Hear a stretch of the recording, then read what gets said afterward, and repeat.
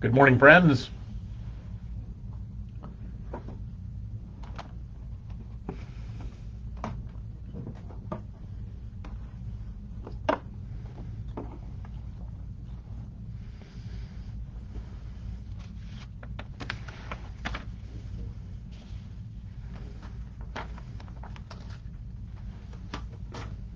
Good morning, gang.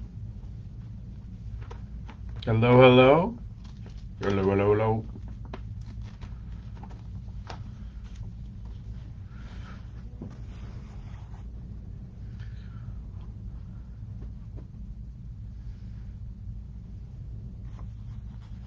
Good morning, good morning.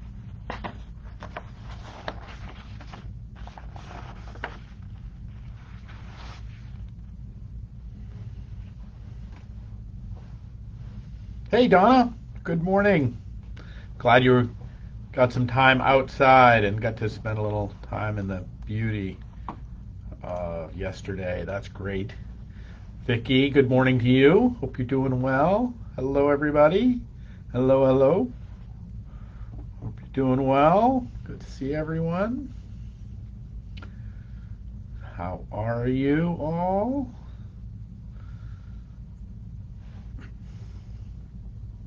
Hey, Linda, good morning. Good to see you.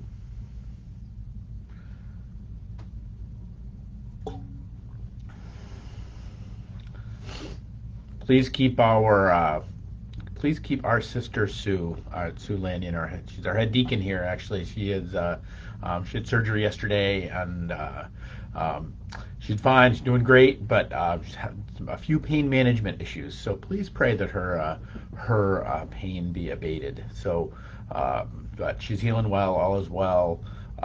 Just kind of what's going on is a little harder to treat the pain. So do keep her in your prayers today. She might know some relief. Good morning, everybody. Hello, hello.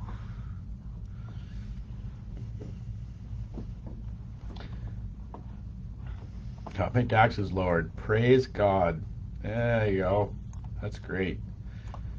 Yes, prayers for Sue. Thank you. Yeah, that's awesome. Hey, everybody. Good morning to you. Welcome. A few more seconds here. Let folks come get in. Doing well. I am having a big call. Yeah, I love this thing. This, for whatever reason, it's kind of like, I don't. It's it uh,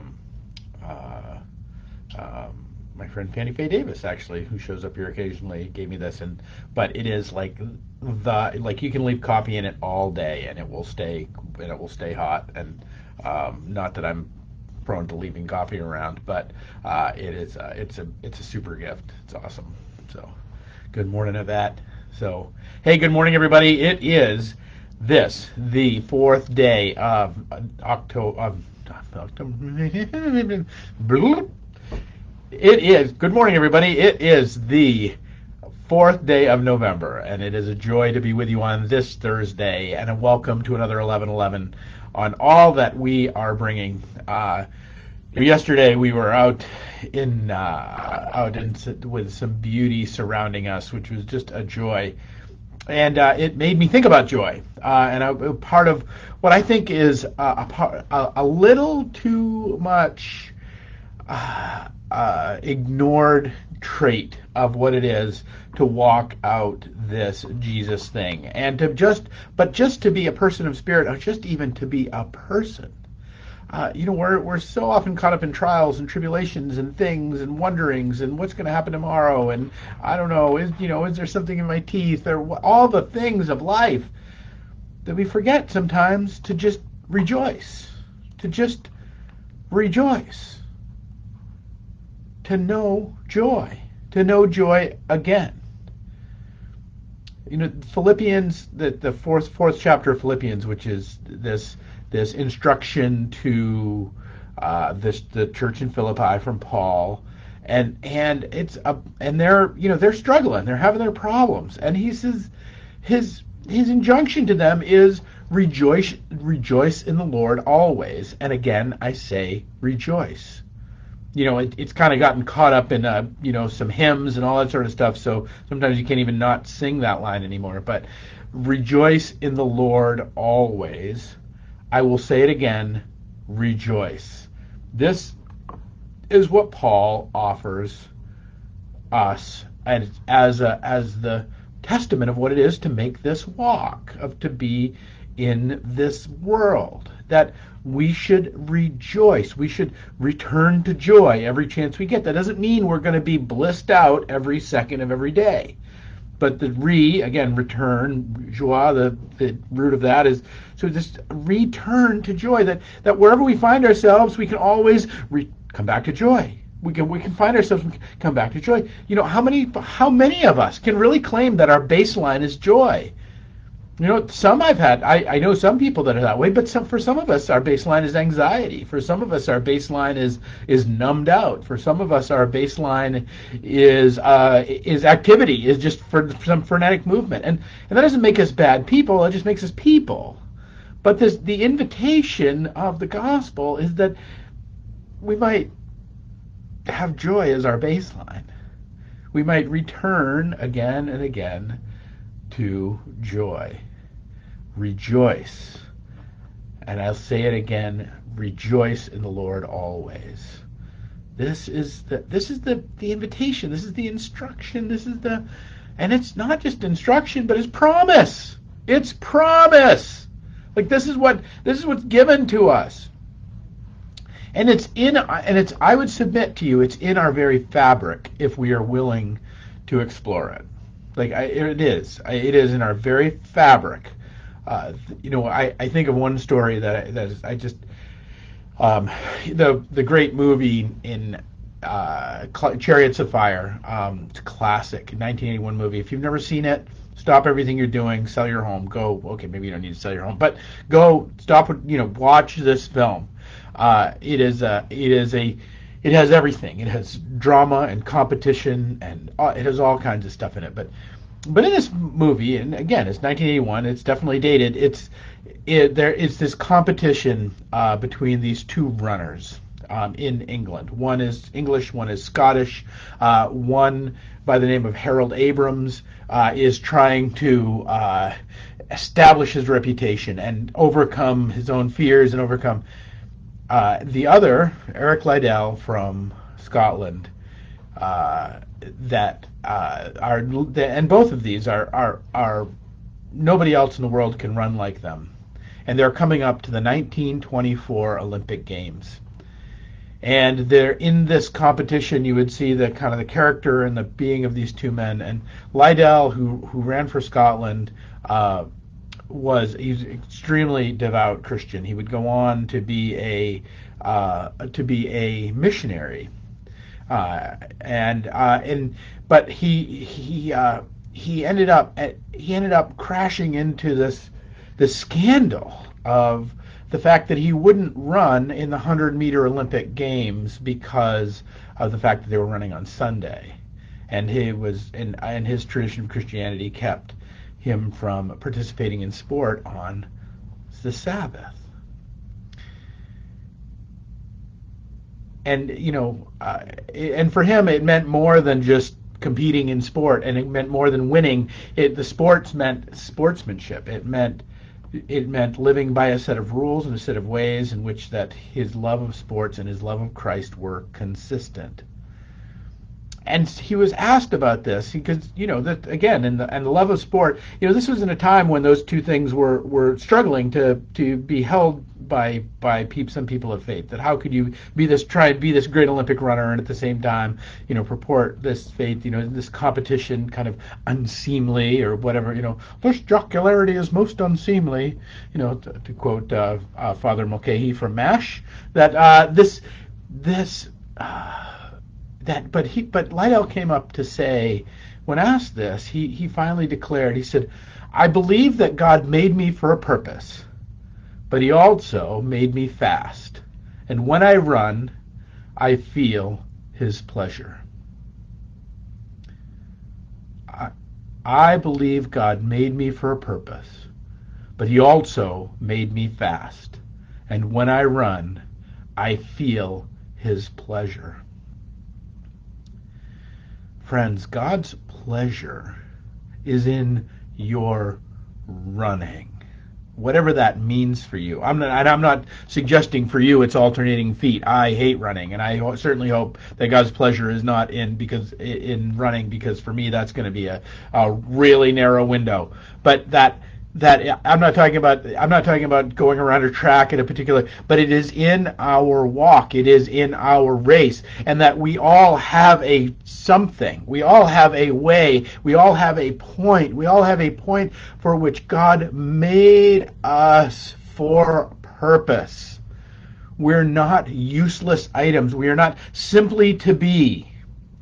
Now, being is important, and understanding our beingness is important. I'm not saying that, but I'm saying that far beyond that, that when we really look at our joy, when we really look at when we find are able to re-enter our joy again and again and again, it is because of the purpose that we end up entering into. I believe God made me for a purpose, but He also made me fast, and when I run, I feel His pleasure.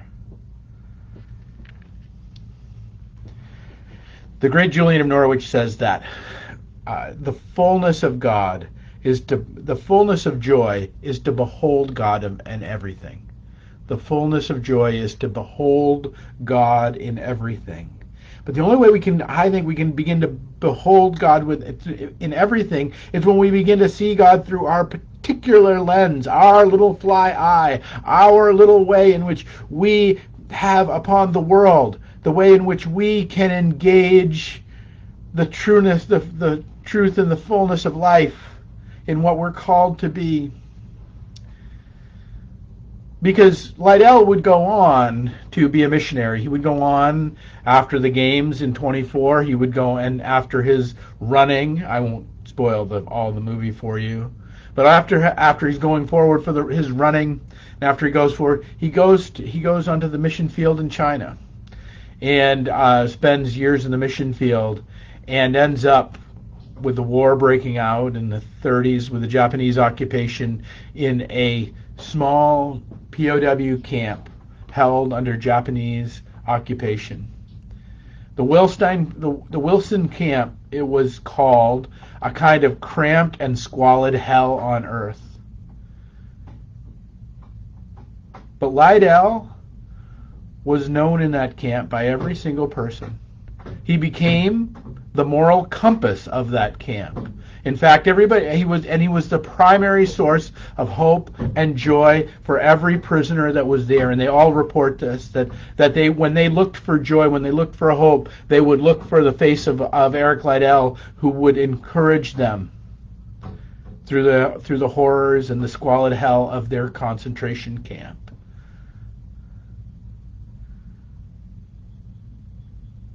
He would die there of a brain tumor, of an untreated brain tumor, and he would be deprived of ever seeing his wife and his daughters again. But I think there is no greater testimony to this notion of his pleasure in this world being God's pleasure, being this opportunity that Paul lays out in his letter to the Philippians, where he says, rejoice, again I say rejoice, rejoice always. That we can always return to joy, because we can always return to purpose. There's no more beautiful moment that in this, when we can hearken back to the beauty and the power of a Lydell, and we can, and as a saint and martyr, and look and hear his words as our own. I believe God made me for a purpose, but He also made me fast. And when I run, I feel His pleasure. You too, friends, in your explorations, in your livings, and in your doings. And I'm not talking about alternating feet. I'm not talking about finding a track and putting on track shoes. I'm talking about in your journey and in your movement, and the thing that that you feel your pleasure as if it were God's own, because it is God's own. And that you might run with all the saints, even through the very heart of hell, and know that in one way or another God made you fast too, and that in your using of that great skill, that great gift, that great thing, you might always return to joy. You might always rejoice. And again, I say rejoice, because when you run, you will feel his pleasure. All right, friends, that's my hope for you today. That in this week we come to worship 10 a.m. on Sunday. Hope you will join us. We are breaking bread. It is our communion Sunday. It's always a special opportunity to come to the Lord's table. So I hope you'll join us, whether here on Facebook Live or here at 282 Rock Street. It's a beautiful place. Please come on down. If these speak to you, and I invite you to like our YouTube channel and to like our Facebook page, and to share these videos occasionally if you find one that you think would speak to someone else. All right, my friends, it is so great to see you all today. Let's see. Hey, Priscilla, you made it. That's great.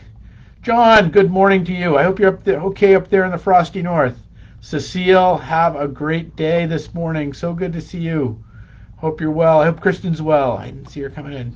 Changing clocks this weekend too. That's right. This is leap forward, right? This is fall back. I don't know what it. Fall back. All right.